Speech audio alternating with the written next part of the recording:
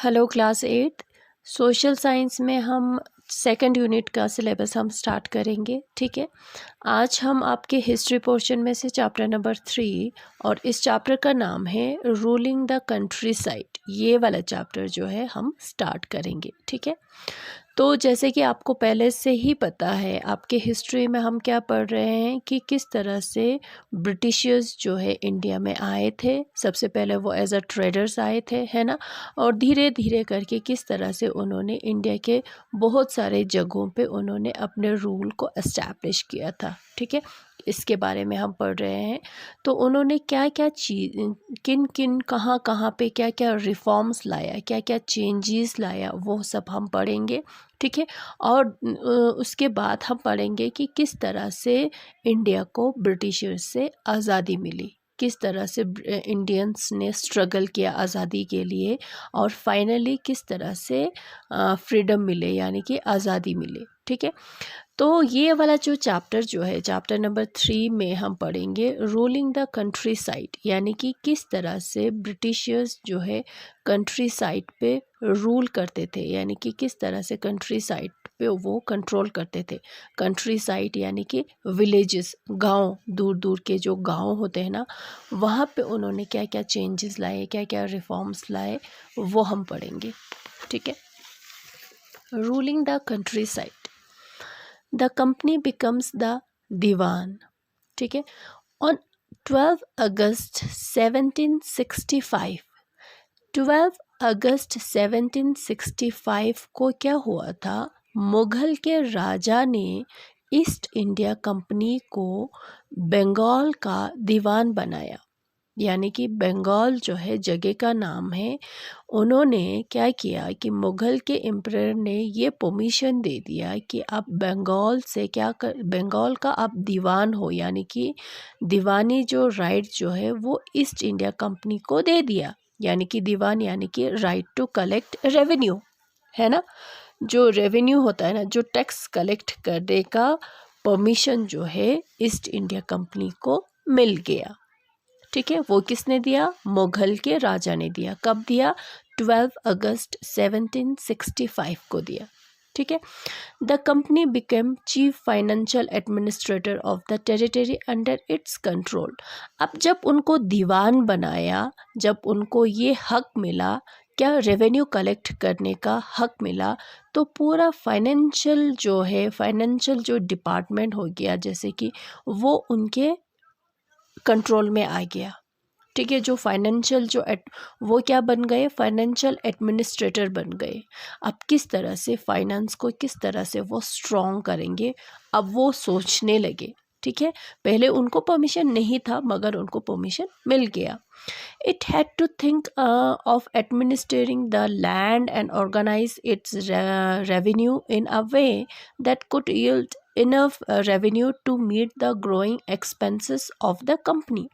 अब ब्रिटिशर्स ये सोचने लगे कि किस तरह से हम लैंड को ऑर्गेनाइज करेंगे, किस तरह से खेतों को ऑर्गेनाइज करेंगे, और किस तरह से वहाँ से हम रेवेन्यू कलेक्ट करेंगे, ज़्यादा से ज़्यादा रेवेन्यू हम कलेक्ट करेंगे, पैसा हम कलेक्ट करेंगे, ताकि हमारी जो एक्सपेंसेस है, जो हमारे खर्च है, वो सारा उसमें से पूरा हो।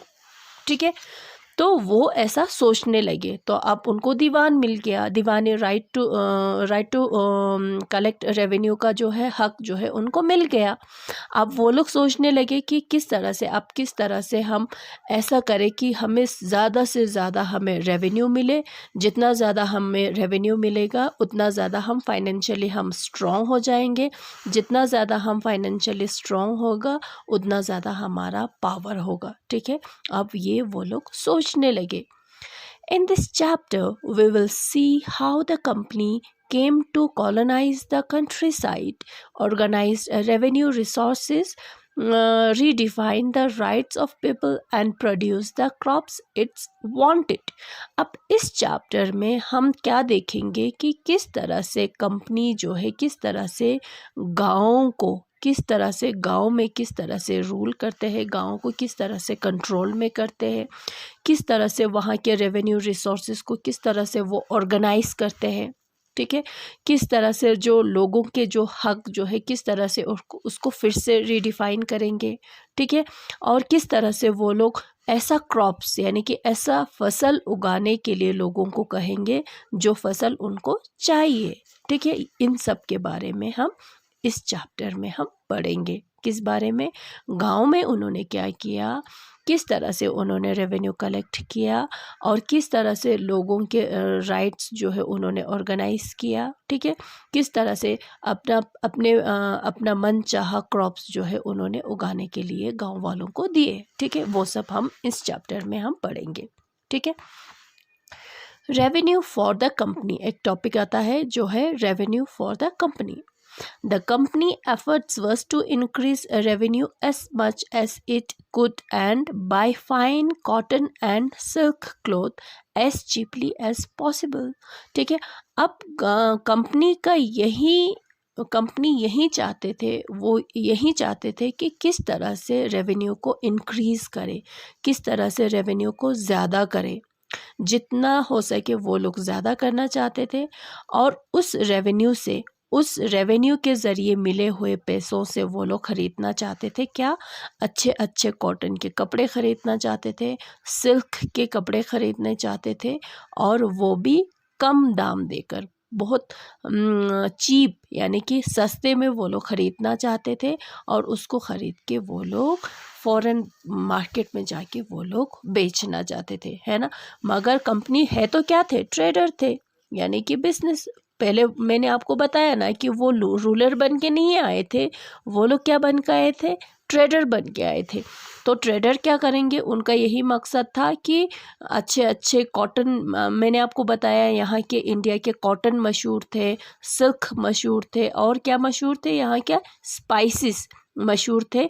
तो ये सारी चीज़ों का वो क्या करते थे? ट्रेड करते थे और कंपनी यही चाहते थे कि किस तरह से रेवेन्यू जो है ज़्यादा हम कलेक्ट करेंगे और उसी रेवेन्यू से मिले हुए पैसों से हम अच्छे अच्छे कॉटन के कपड़े, सिल्क खरीदेंगे और उसका बहुत कम दाम देकर हम खरीदेंगे इंडियन से और उसको इसका बहुत अच्छा खासा प्रॉफिट लेकर, प्रॉफिट कमाकर उसको बेचेंगे, ठीक है। Goods bought in Bengal by the company double its value। अब जो बंगाल में जो चीज़ें आते थे बाहर से, फॉरेन से जो चीज़ें आते थे उसकी कीमत जो है वो डबल हो गई, ठीक है, डबल। अब पहले 100 रुपये का अगर कोई चीज़ मिलता था तो उसका जो पैसा जो है उसकी कीमत जो है 200 हो गया, ठीक है। तो लोगों को के मतलब ख़रीदना जो है लोगों के लिए मुश्किल हो गया, ठीक है। Revenue collected in Bengal used for purchase of goods instead of gold and silver. अब जो है पहले क्या आते थे, जब वो ट्रेड करते थे यहाँ से वो लोग ले जाते थे कॉटन, ले जाते थे सिल्क, ले जाते थे स्पाइसेस, ले जाते थे और उसके बदले में वो लोग लाते थे गोल्ड, सोना और चांदी लाते थे। अब जब उनको दीवान मिल गया यानी कि रेवेन्यू कलेक्ट करने का हक मिल गया तो वो गोल्ड और सिल्वर कहाँ लाएंगे, है ना। वो तो वही पैसा जो रेवेन्यू से वो कलेक्ट होते थे वही पैसा जो है खर्च करते थे इन सारे चीज़ों को ख़रीदने के लिए। क्या ख़रीदने के लिए? कॉटन ख़रीदने के लिए, सिल्क ख़रीदने के लिए, स्पाइसेस ख़रीदने के लिए। और वही पैसा भी इंडियंस का होता था और चीज़ें भी होता था उन्हीं का, इंडियंस का होता था। इस तरह से वो लोग पैसा कमाते थे, ठीक है। It was clear that the Bengal economy was facing a deep crisis। अब ये पूरा ये साफ हो गया था कि अब बंगाल का जो इकोनॉमिक कंडीशन जो है वो बहुत ही ज़्यादा ख़राब होने वाला है, ठीक है।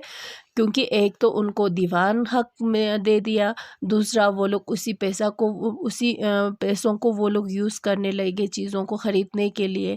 उन्हीं से जो पैसा भी उन्हीं से लेता था और उन्हीं को वही पैसा देकर वो लोग चीज़ें जो है वो ख़रीद के ले जाते थे। तो इसका मतलब अब ये साफ़ हो गया था कि अब बंगाल का इकोनॉमिक कंडीशन जो है वो ख़राब होने वाला है। ठीक है। Artisans were forced to sell their goods to the company at low prices. जो इंडियन आर्टिसंस होते थे, यानी कि जो कपड़े बनाते होंगे, जो कपड़े बेचते हैं, जो कपड़े बनाने का काम करते हैं, जो बर्तन बनाने का काम करते हैं, जो अलग अलग काम करते हैं ना, तो उनको मजबूर किया जाता था कि अपने प्रोड्यूस को, अपने गुड्स को, अपनी चीज़ों को कम दाम में बेचने पे मजबूर करते थे। ठीक है। Peasants where unable to pay the dues. Peasants जो है, पीजेंट्स जो होता है ना, जो किसान होते हैं ना, जो दूसरों के खेत में काम करते हैं, जो पीजेंट्स होते हैं ना, वो नहीं दे पाते थे, अपना रेंट नहीं दे पाते थे, क्योंकि बहुत ही ज़्यादा रेवेन्यू लेता था। ठीक है। Artisanal production was in decline. अब जो है, जो आर्टिसनल जो प्रोडक्शन होता था, तो जो चीज़ें बनाई जाती थी, वो अब डिक्लाइन होने लगे, ख़त्म होने लगे। ठीक है। और दूसरा, एग्रीकल्चर जो कल्टीवेशन जो है, वो भी कोलैप्स हो रहे थे, वो भी पूरा बिगड़ रहे थे, ख़त्म हो रहे थे। ठीक है। इन 1770 a terrible famine killed 10 million people in Bengal. Bengal. ठीक है। 1770 में एक फेमाइन आया, यानी कि पूरा सूखा पड़ जाना, हर चीज़ की कमी होना। ठीक है। लोग खाने पीने के लिए तरस जाना। ठीक है। उस फेमाइन में क्या हुआ, 10 मिलियन, बंगाल का 10 मिलियन पीपल जो है वो मारे गए। ठीक है। अब जो है उनका बहुत ही ज़्यादा बुरा हाल हो रहा था। रेवेन्यू बहुत ज़्यादा हाई लेते थे, पैसा बहुत ही ज़्यादा पीजन से हाई लेते थे। ठीक है। अब जो है, जो दूसरा पीजन्स को छोड़कर जो आर्टिसंस होते थे, उनको मजबूर किया जाता था, चीज़ों को सस्ते दाम देकर बेचने पे मजबूर किया जाता था। ठीक है। पीजन्स जो है अपना ये अपने लिए पैसा कमाना तो दूर की बात है, वो रेंट नहीं दे पाते थे। ठीक है।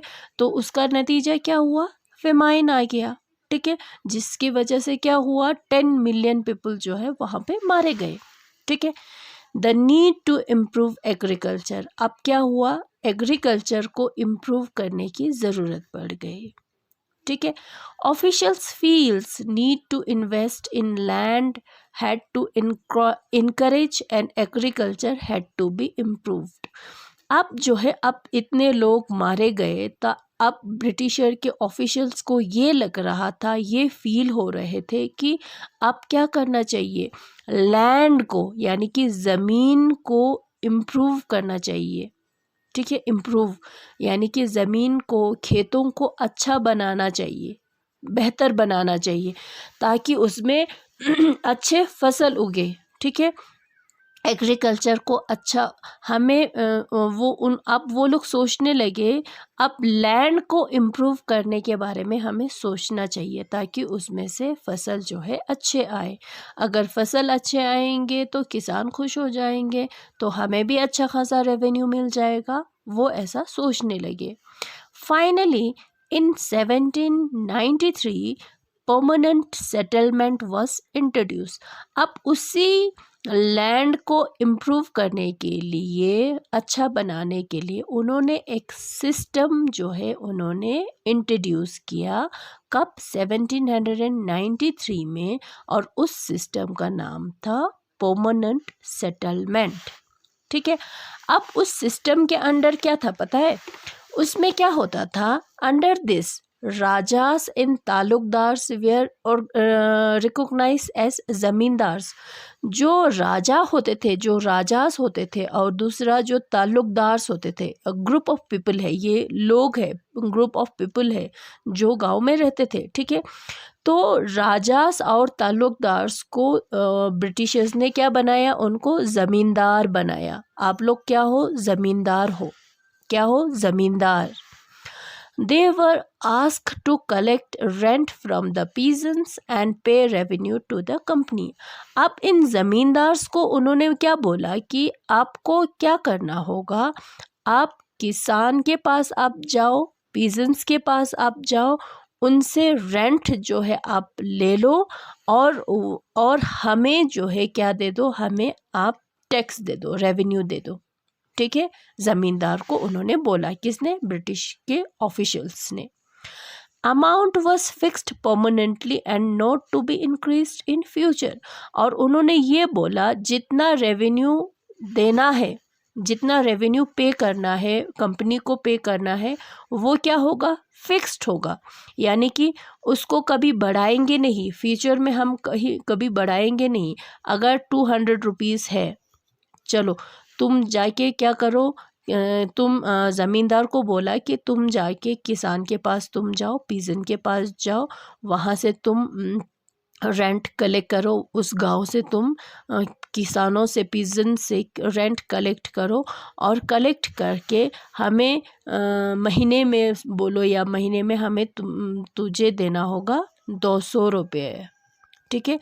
और ये 200 में सिर्फ एग्जाम्पल के लिए मैं आपको बता रही हूँ, ठीक है। अब ये 200 जो है ये फिक्स्ड रहेगा, ये कभी इंक्रीज नहीं होगा बोला उन्होंने, ठीक है। कौन से सिस्टम के तहत, परमानेंट सेटलमेंट के तहत उन्होंने ये बोला। किसको, ज़मींदार को उन्होंने रेवेन्यू रेंट कलेक्ट करने का हक दिया, ठीक है। द प्रॉब्लम, अब उस सेटलमेंट में, परमानेंट सेटलमेंट में कुछ प्रॉब्लम्स आ गया। कैसा प्रॉब्लम था, zamindars were not investing in the improvement of land. अब ज़मींदार जो है लैंड को, ज़मीन को इम्प्रूव करने के लिए कुछ भी इन्वेस्ट नहीं कर रहे थे, खर्च कुछ भी नहीं कर रहे थे।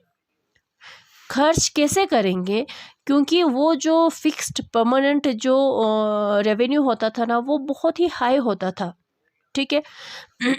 Revenue that fixed was so high that was difficult to pay. इतना ज़्यादा फिक्स्ड जो किया हुआ था उन्होंने, वो बहुत ही ज़्यादा होते थे, उसको जो है पे करना मुश्किल हो जाता था, ठीक है। अब वो, जैसे कि मान लो मैंने आपको बोला कि 200 रुपीज़ जो है फिक्स्ड रखा है, तो वो 200 रुपीज़ जो है किसानों से वो कलेक्ट करके उनको देना पड़ेगा। 200 तो फिक्स्ड है। अब 200 रुपीज़ उनको मिलना मुश्किल होता था, उससे ज़्यादा वो लोग कलेक्ट करके लैंड को कैसे इम्प्रूव कर पाएंगे, ठीक है। फेल टू पे लॉस्ट इट्स ज़मींदारी।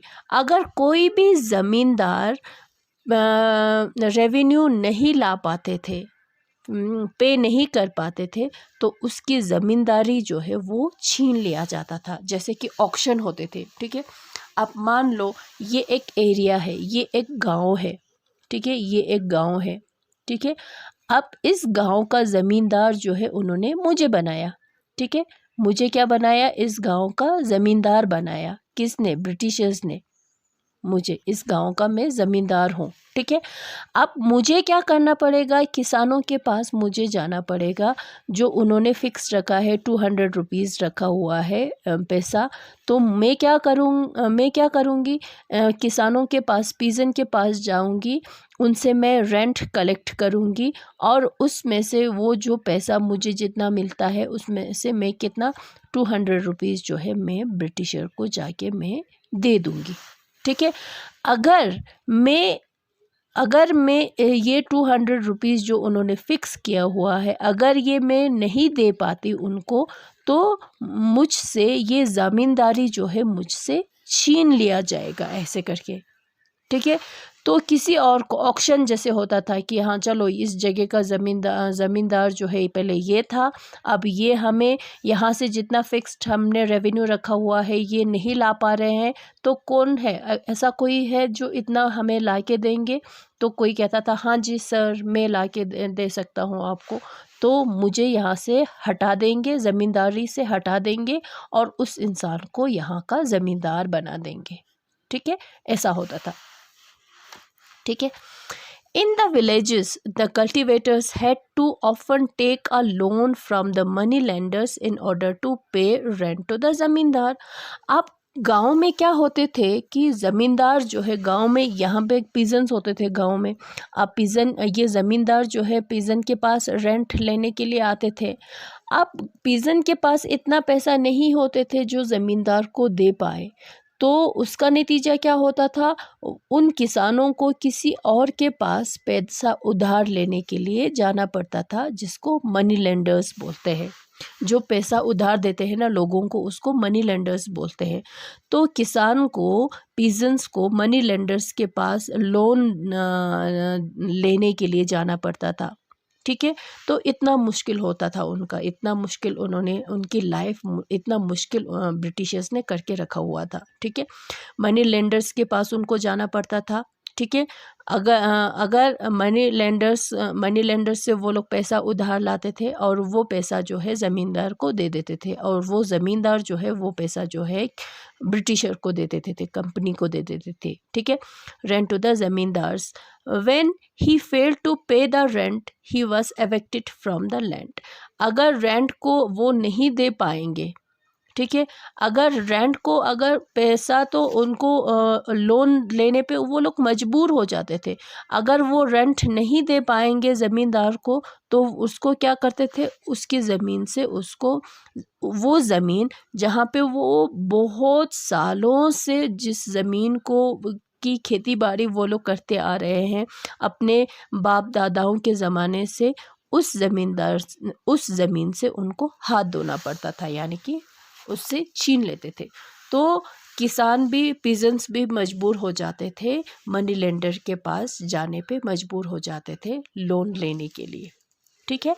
ये प्रॉब्लम था किसमें, परमानेंट सेटलमेंट में, ठीक है। तो सबसे पहले उन्होंने परमानेंट सेटलमेंट इंट्रोड्यूस किया था, आप लोग याद करेंगे, रखेंगे, ठीक है। A new system is devised, उसके बाद उन्होंने एक नया सिस्टम उन्होंने निकाला कंपनी ने, ठीक है। In northwestern provinces of Bengal, a new system was devised by an Englishman called Holt Mackenzie in 1822. Bengal के नॉर्थ वेस्टर्न पार्ट में इंग्लिश मैन जिनका नाम था हॉल्ट मैकेंजे था, उन्होंने एक नया सिस्टम उन्होंने निकाला, कब, 1822 में, और उस सिस्टम का नाम था महलवारी सेटलमेंट। महल का मतलब होता है MAHAL, महल होता है विलेज, महल माने विलेज होता है, गांव, महल माने विलेज होता है। तो उस सिस्टम का जो किसने निकाला था, हॉल्ट मैकेंजे ने निकाला था, उसका नाम है महलवारी सेटलमेंट, ठीक है। अब उस महलवारी सेटलमेंट में क्या होता था ये आप सुनो ध्यान से। Under this system collectors went from village to village inspecting the land, measuring the field and recording the customs and rights of different groups. अब इसमें क्या होता था, जो कलेक्टर्स, जो रेवेन्यू टैक्स, जो रेंट कलेक्ट करते हैं ना, उसको कलेक्टर्स बोलते हैं। कलेक्टर्स क्या करते थे, गांव से गांव, हर गांव वो लोग जाते थे, ज़मीन का इंस्पेक्शन होता था, फील्ड को यानी कि खेत को मेजर करते थे, नापते थे कि कितना बड़ा खेत है और उस पे कौन उस पे खेती बाड़ी कर रहे हैं, उसका कस्टम्स, राइट कस्टम जो है वो क्या है, वो सारा देखते थे वो लोग, ठीक है। अब जो है फिर जाके वो लोग रेंट जो है, फिर जाके वो लोग उस पे लगाते थे रेंट, ठीक है। The demand was revised periodically, not permanently fixed. तो उन्होंने इस सिस्टम में उन्होंने ये बोला कि जैसे परमानेंट सेटलमेंट में मैंने आपको बोला कि वो जो जितना रेवेन्यू होता था वो फिक्स्ड रखते थे, मगर इसमें महलवारी सेटलमेंट में ये फिक्स्ड नहीं थे। उन्होंने बोला कि हम इसको फिक्स्ड नहीं रखेंगे, आप इस साल के लिए आपको इतना रेंट देना पड़ेगा, नेक्स्ट ईयर जो है हम फिर आएंगे, आपके खेत को हम मेजर करेंगे, फील्ड का हम इंस्पेक्शन करेंगे, फिर से हम देखेंगे कि कितना रेंट आपको देना पड़ेगा, ठीक है। इस तरह से उन्होंने किया। The charge of collecting revenue was given to the village headman instead of zamindar. अब परमानेंट सेटलमेंट में रेवेन्यू कलेक्ट करने का हक किसको दिया था, ज़मींदार को दिया था ना, मगर इसमें महलवारी सेटलमेंट में किसको दिया, गांव के हेडमैन को, विलेज के हेडमैन, गांव का जो गोबा जैसे होता है ना, एक हेडमैन होता है ना, उसको दिया रेवेन्यू कलेक्ट करने का हक, ठीक है। ये हो गया महलवारी सेटलमेंट, ठीक है। उसके बाद फिर एक नया सिस्टम आया जिसका नाम था मुनरो सिस्टम। अब ये मुनरो सिस्टम कैसे बन गए वो देखो। Captain Alexander read tried a new system on a small scale in south known as ryotwari system. एक इंसान था, ब्रिटिशर था, जिनका नाम था कैप्टन अलेक्जेंडर रीड। उन्होंने साउथ इंडिया के एक छोटे से जगह पे उन्होंने एक सिस्टम जो है उन्होंने वहाँ पे डेवलप किया। उस सिस्टम का नाम था रोतवारी सिस्टम। ठीक है। अब उस सिस्टम को थॉमस मुनरो ने भी उसको थॉमस मुनरो एक दूसरा था जो ये रीड का दोस्त था, उन्होंने क्या किया, ये वाला सिस्टम जो रोतवारी सिस्टम जो है पूरे साउथ इंडिया में उन्होंने एक्सटेंड कर दिया, फैला दिया। ठीक है। पहले सिर्फ साउथ इंडिया के एक छोटे से पार्ट में उन्होंने ये सिस्टम डेवलप किया। कौन सा सिस्टम? रोतवारी सिस्टम। और थॉमस मुनरो ने पूरे साउथ इंडिया में ये सिस्टम जो है उन्होंने एक्सटेंड किया। ठीक है। Read and Munro felt that in South India there was no traditional zamindars. Read और मुनरो को ये पता चला कि साउथ इंडिया में कोई जमींदार करके ऐसा है नहीं। ठीक है। The settlement made directly with cultivators ryots who had tilted the land for generations. अब उन्होंने मुनरो सिस्टम में उन्होंने क्या बोला कि मुनरो सिस्टम में उन्होंने क्या बोला कि हम कैसे कलेक्ट करेंगे, रेंट को कैसे कलेक्ट करेंगे, ना तो हम किसी ज़मींदार को रखेंगे, ना तो हम किसी विलेज हेडमैन को रखेंगे, हम डायरेक्टली कल्टीवेटर्स के पास जाएंगे जो खेती बाड़ी करते हैं, उनके पास जाएंगे जिसको रॉयट्स बोलते हैं, उनके पास जाएंगे जो क्या करते हैं, कल्टीवेटर्स क्या करते हैं, खेती बाड़ी करते हैं जनरेशन से। ठीक है। तो डायरेक्ट हम उनके पास जाएंगे और उनसे हम क्या लेंगे, रेंट लेंगे। ठीक है। Their field had to be carefully and separately surveyed before the revenue assessment was made. तो रेवेन्यू को फिक्स करने से पहले, रेवेन्यू कितना देना पड़ेगा उनको, ये डिसाइड करने से पहले उन्होंने क्या किया कि पहले तो उनकी ज़मीन की सर्वे की कि वहाँ पे कैसा ज़मीन है, कितना बड़ा है, कैसा है, कौन सा फसल जो है वहाँ पे उगता है, ये सारा सर्वे किया। फिर उसके बाद उन्होंने रेवेन्यू जो है उन्होंने वहाँ पे डिसाइड किया कि कितना रेवेन्यू वो देंगे। ठीक है। ये ऐसे कुछ सिस्टम्स थे। ठीक है। एक परमानेंट सेटलमेंट है। ठीक है। एक परमानेंट सेटलमेंट थे जिसमें कौन, ज़मींदार जो है रेवेन्यू कलेक्ट करते थे। ठीक है। पीजेंट से। और एक महलवारी सिस्टम थे जिसमें कौन रेवेन्यू कौन कलेक्ट करते थे, विलेज के हेडमैन, है ना, विलेज का जो हेडमैन होता है वो कलेक्ट करते थे। और थर्ड मुनरो सिस्टम थे जिसमें कोई ज़मींदार या किसी विलेज हेडमैन को उन्होंने नहीं रखा था, वो डायरेक्टली कल्टीवेटर्स के पास जाते थे और उनसे डायरेक्टली वो लोग रेवेन्यू कलेक्ट कर लेते थे। ठीक है। अब ऑल वॉज नॉट वेल, ये सब कुछ अच्छा नहीं जा रहा था। चाहे जितना भी सिस्टम निकालो, जो भी डेवलप करो, कुछ भी अच्छा नहीं जा रहा था। All was not well. To increase the revenue from land, revenue official fixed too high revenue. उनका मकसद क्या था, रेवेन्यू को जितना रेवेन्यू कलेक्ट कर सके उतना रेवेन्यू कलेक्ट करना, सिर्फ यही उनका मकसद था। किसका? कंपनी के ऑफिशियल्स का यही मकसद था। तो इसलिए वो लोग बहुत ही टू हाई रेवेन्यू वो लोग फिक्स करने लगे, बहुत ज़्यादा रेवेन्यू किसानों से वो लोग लेने लगे। अनेबल टू पे पीजेंट्स फ्लैट। अब जो है पीजेंट्स जो है उसको पे नहीं कर पाते थे। ठीक है। नहीं चुका पाते थे इतने ज़्यादा पैसा, इतना ज़्यादा रेवेन्यू, इतना ज़्यादा हाई रेवेन्यू वो नहीं चुका पाते थे। तो उसका नतीजा क्या होता था, वो लोग गांव छोड़ के भाग जाते थे, चले जाते थे, किसी और गांव में जाकर वो सेटल्ड हो जाते थे। इस तरह से वो लोग मजबूर हो जाते थे, अपने गांव को छोड़ने पे मजबूर हो जाते थे। ठीक है। सिर्फ कंपनी का सिर्फ एक ही मकसद था, रेवेन्यू जितना, to increase revenue, to collect high revenue, ठीक है। जितना हो सके रेवेन्यू को इंक्रीज करे, जितना ज़्यादा रेवेन्यू कमा पाए उतना ज़्यादा वो लोग कमाते थे। ये नहीं देखते थे कि किसान जो है वो रेवेन्यू चुका पा रहे हैं या नहीं चुका पा रहे हैं, वो बिल्कुल नहीं देखते थे, सिर्फ वो लोग पैसा प्रॉफिट देखते थे, ठीक है। तो आज हम इतना ही करेंगे। तो नेक्स्ट हम करेंगे नेक्स्ट क्लास में क्रॉप्स फॉर यूरोप, ठीक है।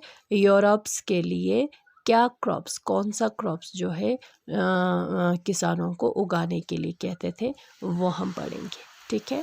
Thank you.